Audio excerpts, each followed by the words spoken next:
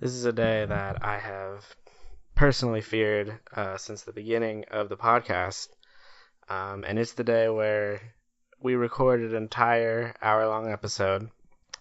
We get to the end and we realize things have gone horribly awry and it is almost unusable. But fear not. We have recovered. We have found a way to prosper, despite our little setback here. This is episode 34. This was originally planned to be the Will Ferrell episode. We did an hour-long episode we did a six-pack on what we believed were the best Will Ferrell movies. We did Will Ferrell trivia. We did that was the only Will Ferrell stuff. We did like pop and like fuck this thing, obviously. Some tweets of the week, stuff like that. The works, really.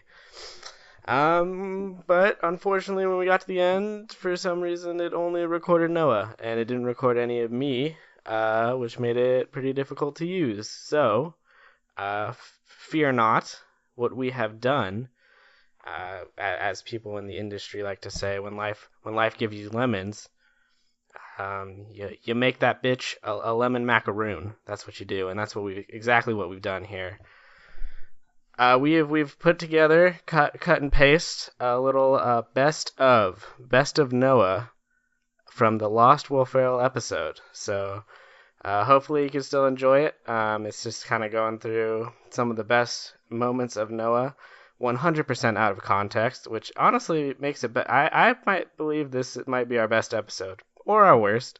But hopefully you can enjoy it, and we'll be back to our normal episodes. Hopefully, maybe not. I don't want to jinx ourselves.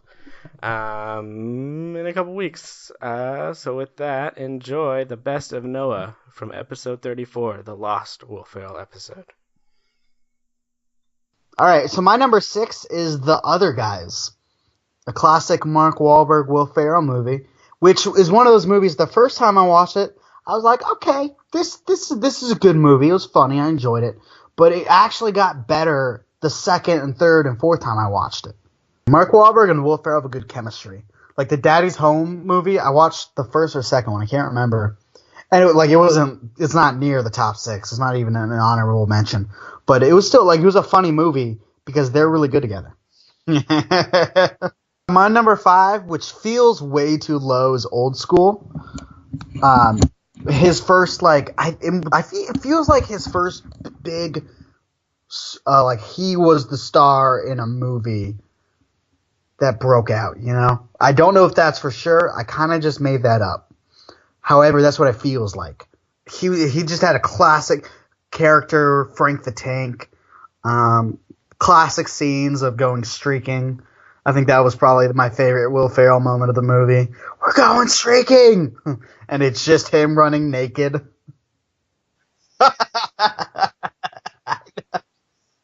Number 4 is it might be the movie I've watched most in my life. Like, not just Will Ferrell, like any movie. Talladega Nights is my number 4. It's just so quotable. Him and what's his face? C. Riley. Such good chemistry. The dinner table scene, just everything about that movie is hysterical. Oh, it's also got Amy Adams. Hold on. Fuck this. This is movie number 1. It's got Will Ferrell and Amy Adams. I don't know what else you need. I can't believe I didn't mention that at first. Oh, yeah. All right, my number 3 is Elf, the movie. It's a classic Christmas movie, and it shows Will Ferrell's range. And I think Kicking and Screaming does this too.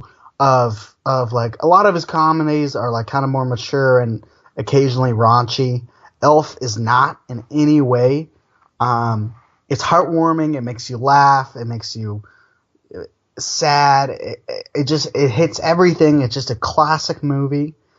Zoe is mature in the vulgar sense. Very immature humor. Very immature, which is what makes it so fucking funny. But yeah, it's mature in the sense where you wouldn't want kids watching it. Elf is absolutely kid-friendly. Zoe Deschanel is in it. She's blonde, and it's a little bit weird without bangs, but she's still funny in it. It's just a great movie. It's actually my number 2 movie, so I'll just keep talking about it right now. I think my favorite part of the movie is when they're trying to scare off potential buyers, and they just like act like the worst neighbors. Oh, it's hysterical. Yeah, it's one of the funniest movies, one of the best movies of all time. Peak Will Ferrell. I can't believe you didn't put Talladega Nights in your top 6.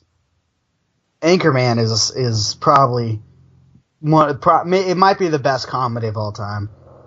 Yeah, and it's definitely the most quotable movie of all time. It's just the amount of just lines and that, and also the cast is ridiculously impressive. Why don't you go back to your home on Horror Island? I try to fit that line into everyday life. It doesn't always go over super well, let me tell you. God, this must be great podcasting right now. Alrighty.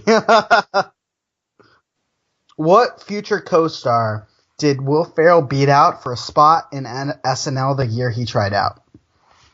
And again, like a future co-star in a movie. So, option A, Steve Carell in Anchorman. Option B, Amy Poehler in The House. Option C, Zach Galifianakis in The Campaign. Option D, Ben Stiller in Zoolander.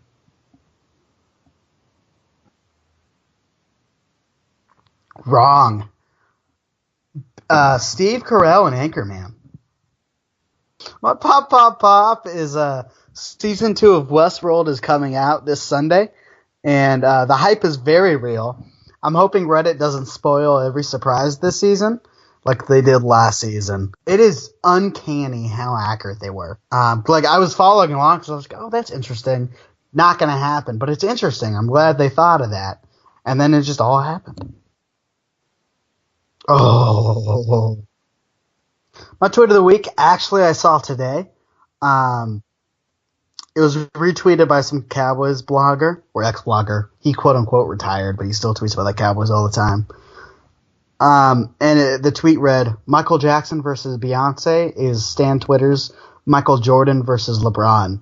And Chris Brown and Kobe are the same dude in these convos because whenever their names pop up, everyone sucks in their teeth and is like, anyway, like we were saying. And I thought it was perfect because it just took a shot at Kobe. And that's what matters in this situation.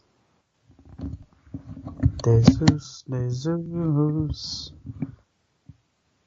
I wonder what it is, too. It's the Cowboys front office. Why is that, you patronizing piece of shit right now? It's because we cut Des Bryant.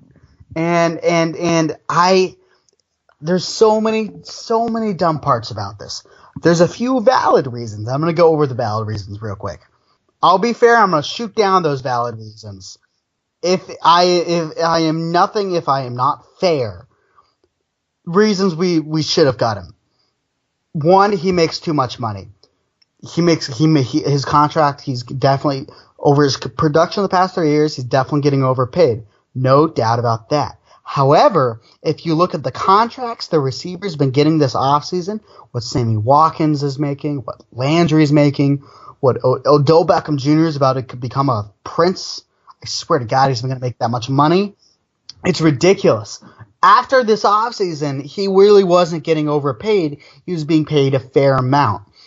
Number two, why people say Des Bryant should have been cut. It's because his game doesn't match up with Dak Prescott, our quarterback's game. Dak Prescott needs a receiver to get open. Des Bryant is more of a possession receiver. You throw him the ball, you take risks. Dak Prescott has and will likely never become that quarterback. And I agree with that. If this were re-signing him, it would be completely different. However, you're cutting the guy. So the question really becomes, does cutting Des Bryant make you a better team? Does cutting Des Bryant make your receiving core better? It absolutely does not. In no situation, because the defense has to at least respect Des Bryant. So really, you're not helping out Dak Prescott. You'd be helping out Dak Prescott by drafting a receiver that fits his style in the draft, and then maybe cutting Des Bryant a year or two down the line. So at least that would make sense if we did that, but we didn't do that. It would also make sense if we cut Des Bryant in the beginning of the offseason so we could take that roughly $8 million we saved and put it somewhere useful. But no, we waited till 2 weeks before the goddamn draft, so we can't even spend the goddamn money to improve our fucking team because we're that goddamn dumb. It's ridiculous. And by doing that, you also screw over Des Bryant because it's the end of the free agency period. His options are definitely not gone, but they're limited now. Yeah, it's pathetic. Des Bryant loved this team more than he loved himself, and we fucking backstabbed him.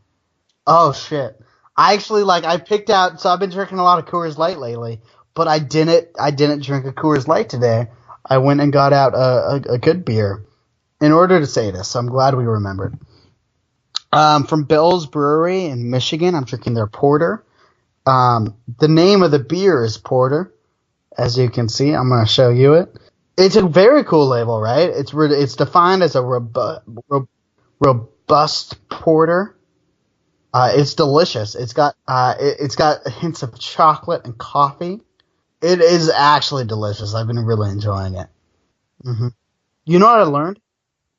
We're not millennials. I think 94 is the cutoff. We're a generation lost in space. Also, just don't expect us to pay for stuff. Give us stuff for free. Funny enough, I could stream sports legally, but I choose not to because the illegal quality is better. ESPN lags. What the fuck are you doing, CBS? Yeah, I choose to go through illegal means now instead of legal means. We'll win this. The millennials and kind of millennials will win this battle because we deserve it. We got way off the rails there, but I could not be happier.